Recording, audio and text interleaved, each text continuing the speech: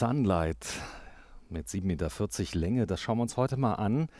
Ein Fahrzeug teilintegriert, etwas breiter als die Van-Klasse, ein richtiges Wohnmobil mit 2,34 Meter Breite auf Fiat Ducato-Basis, nämlich der neue Multijet Fiat Ducato 8. Der ist auch hier schon eingetroffen, natürlich bei Sunlight, und heute mal ein typischer Grundriss, der wirklich stark verkauft wird, der T69 LC. 65.991 Euro, und das Ganze geht los bei rund 54.000 Euro. Es ist ein ausgewachsenes, großes Wohnmobil. Thema Zuladung werden wir gleich nochmal kurz erklären.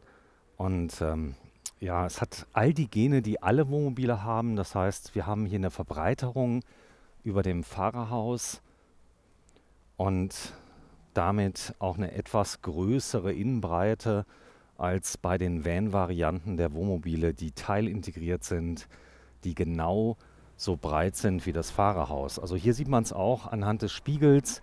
Wohnmobil ist ein bisschen breiter, und das kommt natürlich dem Innenraum dann wirklich sehr zugute. Man sollte natürlich bei der Wahl des Wohnmobils darauf achten, dass man so die neuralgischen Elemente wie Markisen und bestimmte Dinge einfach mitbestellt. Das heißt also, das später nachzurüsten ist oft mit viel Aufwand verbunden. Und wenn man das ab Werk bekommt, dann sieht man also, hier sind wir bei 54.799 Euro. Und dann gibt es halt Pakete.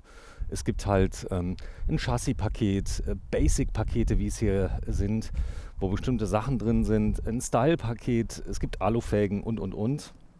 Aber wenn man da ein paar sinnvolle Sachen rein konfiguriert, dann Hubbett und so weiter und so fort, dann kommt man auf 65.000 Euro. Und hier sieht man also auch, eine Faltverdunklung ist zum Beispiel Serie und. Das schauen wir uns gleich mal an. Ja, die Breite, ich habe es erwähnt, 2,32 Meter, also nicht 2,34, 2,32, und eine Zuladung hier von 418 Kilogramm. Das heißt also, ich bin hier natürlich schon wieder an einem Bereich, wo man sagen muss, das ist eigentlich ein Zwei-Personen-Fahrzeug. Habe ich mehr, muss ich das Fahrzeug auflasten. Da können wir uns ja gleich mal mit befassen. Also was ist da zu tun? Gibt es also diverse Möglichkeiten. Man kann sie meistens um 150 Kilo auflasten. Das geht oft mit Papier.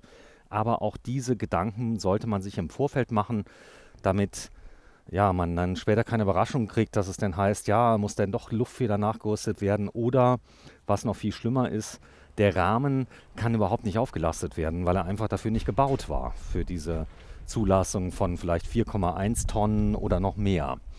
Den C1-Führerschein, das heißt den 7,5 Tonnen Führerschein, kann man hier zum Beispiel im Freistaat in gerade mal 6 Tagen machen. Das ist ein vereinfachtes Verfahren gegenüber dem großen Lkw-Führerschein, und dann darf ich mit dem Fahrzeug in Europa auch bis 7,5 Tonnen unterwegs sein.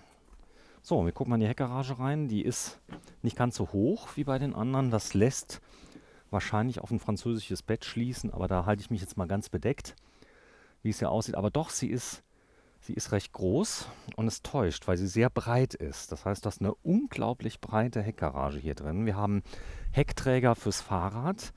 Die sind bereits schon montiert. Hier oben haben wir so eine Multifunktionsrailing mit drin. Oft, das können wir uns gleich mal drinnen angucken, ist die Verkabelung für die Rückfahrkamera bereits integriert, und die kann dann nachgerüstet werden. Das ist bestimmt ein Feature, was Sinn macht. Aber mit einem Radträger macht es vielleicht auch eher Sinn, dann die Rückfahrkamera hier anzubringen, eine Weitwinkelkamera an den Kennzeichenhalter. Auch hier wieder die wichtigsten Bauteile einzeln mit so kleinen Crashboxen, die man hier hat, sodass man diese Bauteile auch einzeln dann erhält. Ja, Stauraum hier drin, üppig.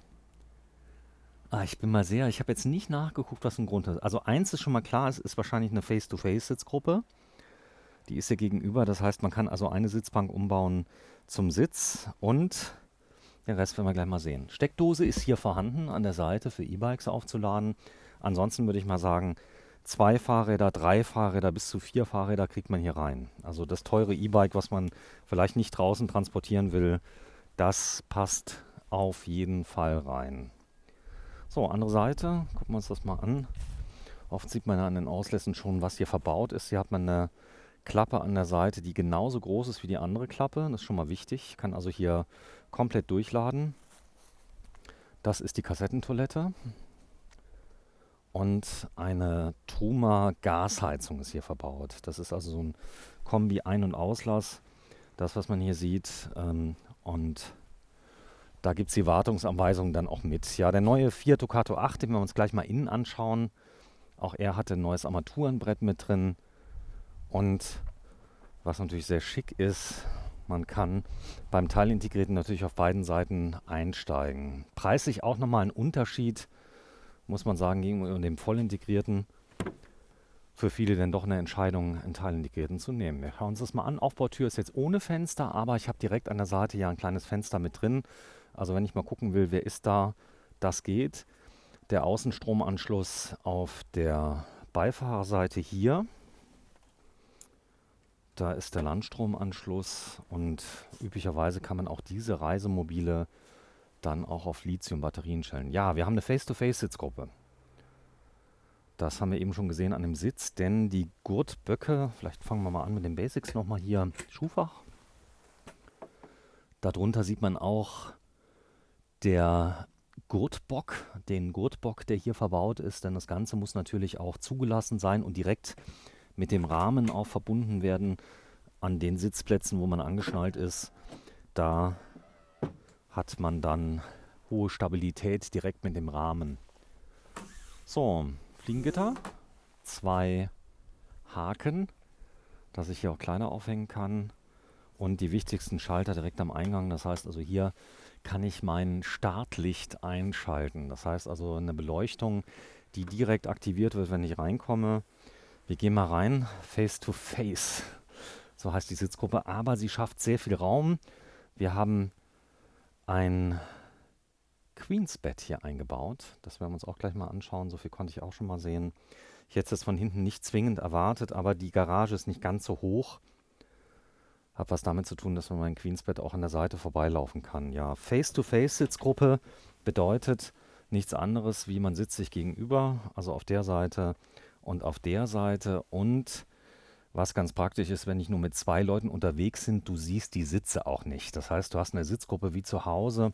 Hier unten kann der Tisch üblicherweise auch verlängert werden. Das heißt, man hat hier eine Auflagenverbreiterung, eine Unterstützung aus Stahl.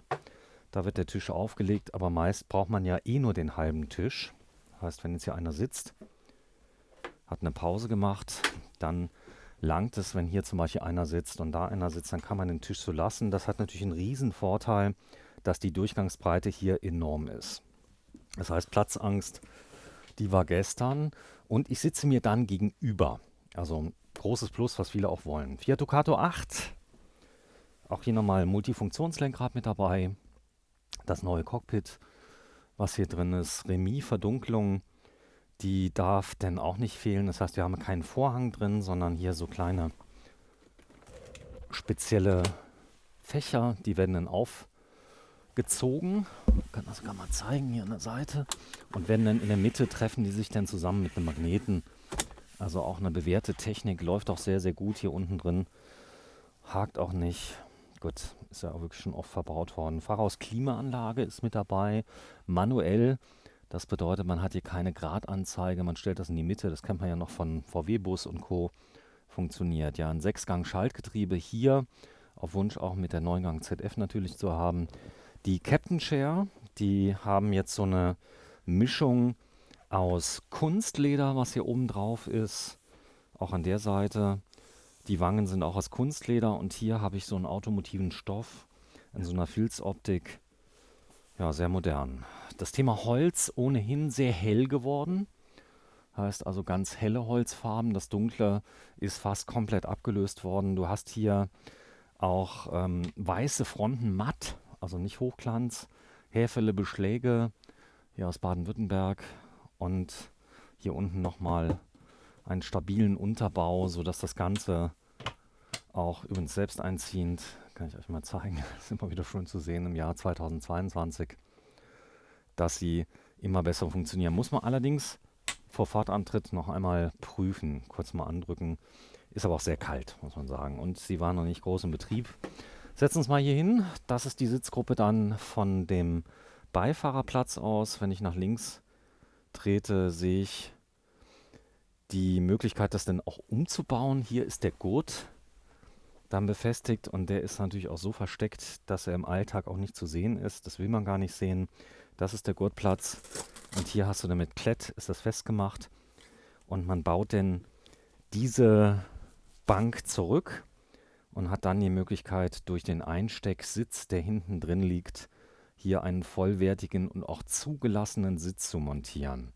Ich nenne es mal Notsitz, weil natürlich der Sitzkomfort ist nicht so da wie auf den vorderen Sitzen, aber typischerweise wird das Fahrzeug eh von 2 Leuten dann benutzt, sodass beide üblicherweise vorne fahren und eventuell kleinere Personen oder wenn man mal mitfährt, man sitzt nicht schlecht drauf, aber es ist nicht vergleichbar mit den Captain Chairs, die jetzt da mit dabei sind, mit den doppelten Armauflagen und allem drum und dran. Küche grau mit hellem Holz, ganz modern, also muss man schon sagen, die Holzkombination ist natürlich nicht immer zeitlos, weil vor 10 Jahren hat man gesagt, das rote Holz, okay, das war ganz modern.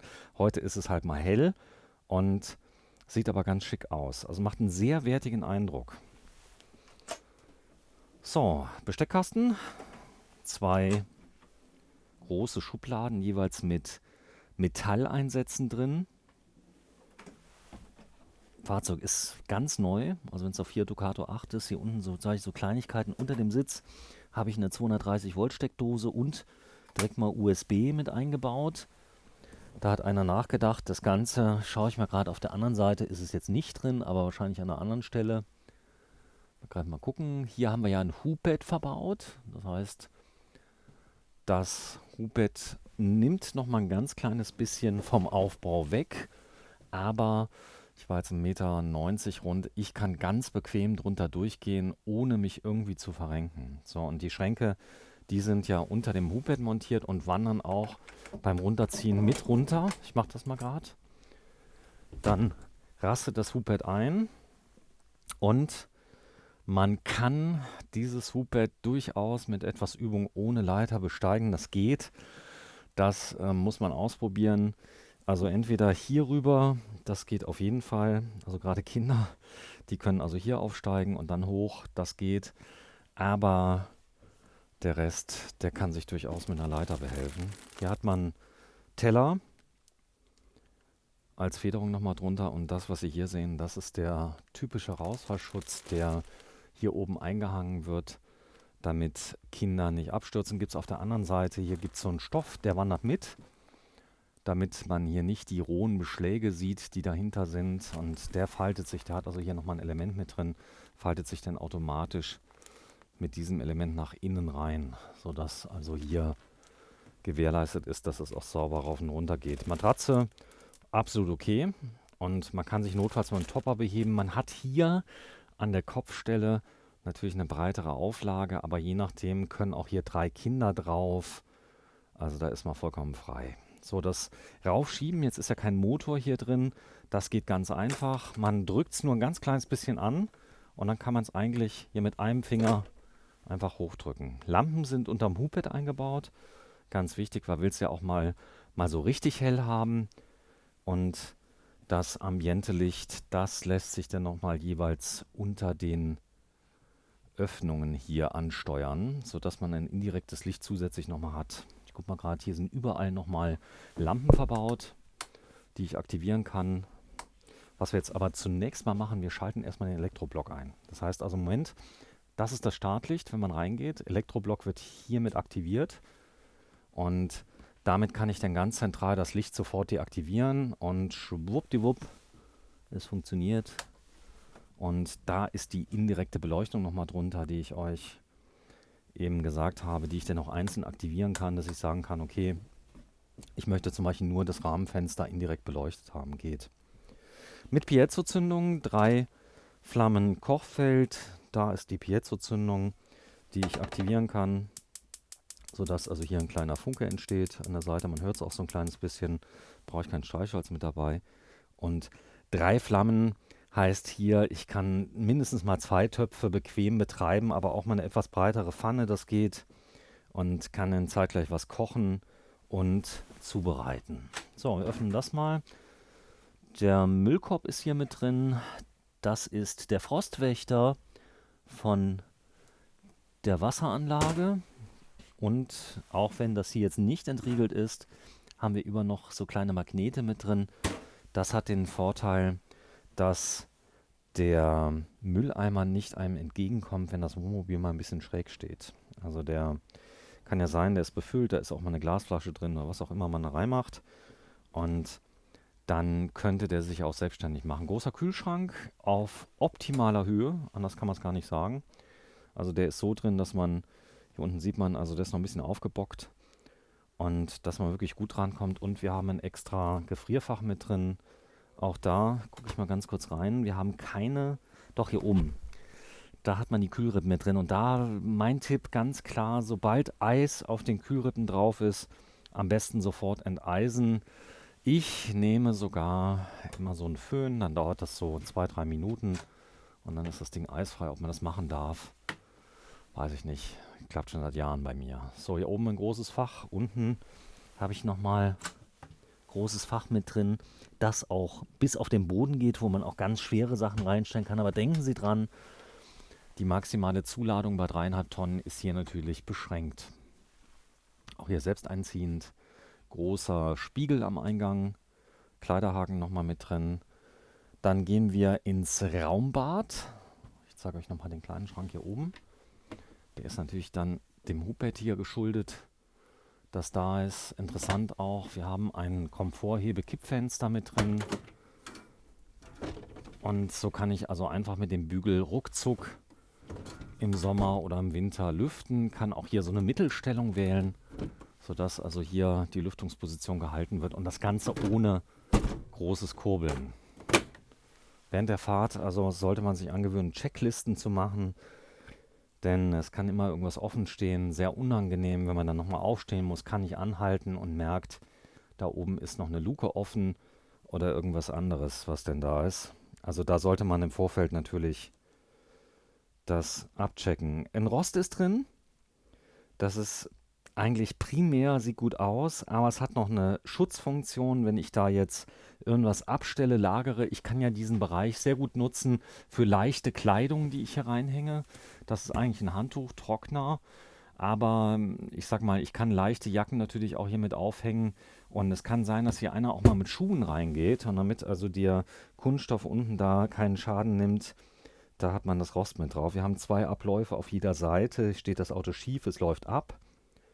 Und wir haben eine richtige Duschtrennwand. Das heißt also nichts hier irgendwie mit irgendwelchen Vorhängen, die gemacht werden müssen, sondern eine richtig große Trennwand. Licht ist mit eingebaut und die Möglichkeit, dass ich über die Toilettentür aus diesem Bad ein komplettes Raumbad machen kann. Das sage ich euch mal gerade. Also hier hast du die Toilettentür, die wird dann hier verriegelt und jetzt gehe ich mal gerade einen Schritt zurück. Jetzt sieht man es eigentlich ganz gut. Das ist der Blick vom Queensbett aus, vom Mittenbett auf die Toilette, wo ich jetzt wirklich sehr viel Platz habe.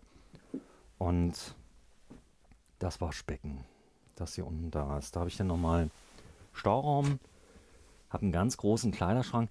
Verarbeitung fühlt sich sehr gut an. Also ich bin ganz angetan, muss ich sagen. Habe ja auch schon viel in die Hand genommen, aber Spaltmaße stimmen. Wir haben ja hier ein Ausstellungsfahrzeug, das wird ja ohnehin etwas rabiater angepackt wie viele andere Fahrzeuge, die da sind, wo die Leute wirklich permanent irgendwelche Türen ausprobieren. Aber es fühlt sich alles sehr gut an. So, großer Schrank. Fächer 1, 2, 3, 4, 5, 6 Fächer an der Zahl. Und die Steckdose hier unten eingebaut. Und da ist auch das Licht für die Dusche. Das habe ich jetzt mal gerade aktiviert, damit ihr sehen könnt. Also oben beim Duschen müsst ihr euch also nicht groß mit einer Taschenlampe behelfen. Da ist eine Lampe mit eingebaut. Ja, hier unten für Duschgel und Co. eine kleine Ablage, darf auch nicht fehlen. Bett. Hier ist das Bett. Das berühmte Queensbett. Das heißt, das Mittenbett wie zu Hause. Ich habe also jetzt hier einen Schlafkomfort. Ich mache mal gerade die Toilettentür wieder auf. Dann kann ich etwas weiter nach hinten durchgehen. Und wir haben hier ein echtes Dreiraumkonzept mit einem Schlafraum, einer eigenen Tür, die ich hier verriegeln kann. Das heißt, wenn jemand mal auf Toilette geht und ich will wirklich meine Ruhe haben, habe ich hier eine richtige Wand, die ich zumachen kann. Also das ist jetzt hier eine Holzwand mit eingebaut, die wird arretiert.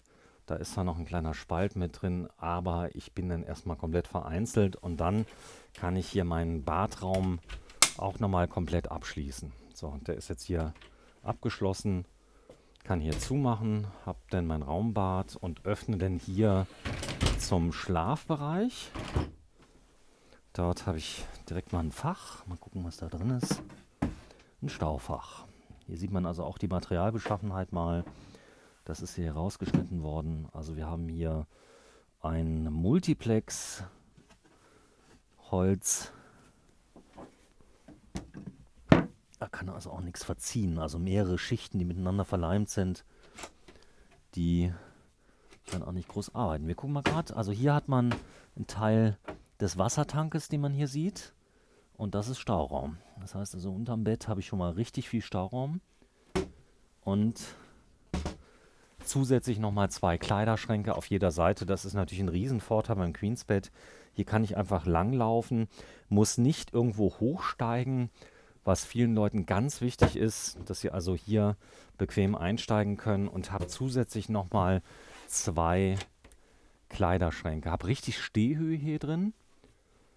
Muss mich also nicht reinkrabbelnd bücken oder irgendwas. Es fühlt sich an wie zu Hause. Und die zweite Person, die kann ja auch vorne schlafen. Also wenn Paare auch schon mal getrennt schlafen, das soll ja vorkommen, dann hat jeder sein eigenes Bett. Wir können ja mal schauen, ob die Rückfahrkamera, die Verkabelung hier liegt.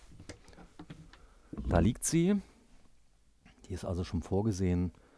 Wird sie nachgerüstet, was ja oft entschieden wird, wenn das Navi dann eingebaut wird, dann kann man die Rückfahrkamera durch Austauschen des Lichtes einfach aktivieren. Ja, man hat Flächenvorhänge hier drin. Auch das ist ganz schick. Und natürlich Verdunklungssysteme von Dometic und Remy. Das, ja, ist wie man das kennt. Also Fliegengitter mit drin, das habe ich alles. Aber Vorteil ist natürlich, hier habe ich eine Ablage mit drin. Hier kann ich was abstellen. Das habe ich alles natürlich bei, ich sag mal, einer Liegewiese nicht. Die Liegewiese hat Vorteile, größere Garage, ganz klar.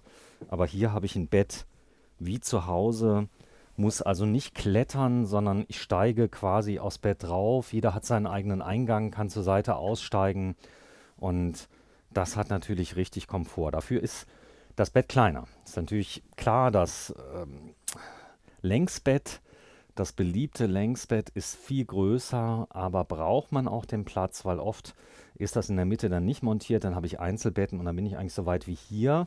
Die Bettauflage für ganz große Personen, die kann erweitert werden. Dazu zieht man das Bett raus und hat dann dieses Ausgleichspolster an der Seite und hat dann hier vorne dann nochmal eine größere Länge. So, ich habe es gezeigt. 23 Minuten braucht man eigentlich für so ein Fahrzeug, um das hier mal zu begutachten. Wie sieht das aus? Was ist das für ein Grundriss und so weiter? Und man sollte sich auf jeden Fall die Fahrzeuge auch mal live angucken, sich mal reinsetzen. Gefällt einem auch die Maserung vom Holz? Ist die Farbe okay? Wie fühlt sich das Ganze an? Wie riecht so ein Wohnmobil? Das sind auch ganz wichtige Faktoren, die drin sind. Denn sowas einfach nur im Katalog zu kaufen, man muss es wirklich gesehen haben. Wir sind im Freistaat in Sulzemoos. Ich denke mal, ist zumindest mal der größte Wohnmobilhändler, den ich kenne auf der Welt. Ich habe also keinen gesehen, der mehr Fahrzeuge hat. Und das Besondere hierbei ist, dass sie die Fahrzeuge nicht verkaufen. Also sie kriegen Vorführmodelle und die sind dann, ich sag mal, begehbar. Und sie werden üblicherweise im Laufe der Saison nicht verkauft. Man kann sich alles ganz genau anschauen. Und es ist so, als wäre man eigentlich in Düsseldorf auf einer Messe. Und das zu jeder Zeit und kostenfrei. Und mit sogar kostenfreiem Stellplatz. Eins, was man bezahlen muss, ist Strom und Wasser. Aber wo gibt es das heute noch? Also ein großer Stellplatz, wo wirklich viele immer stehen. Hier steht er, der Sunlight T69 LC. Schon als Fiat Ducato 8 Variante. Und ja, wenn ihr das seht, bitte den Kanal abonnieren. Ja. Drückt auf die Abo-Taste und denkt dran, wir haben einen neuen Kanal, German Television Plus. Da geht es um das große Thema E-Bikes. Ganz, ganz viele E-Bike-Videos, hunderte, glaube ich. die wir da drin haben und die wir jetzt nach und nach dann auch nachrüsten und aufbauen werden. Vielen Dank fürs Einschalten. Tschüss.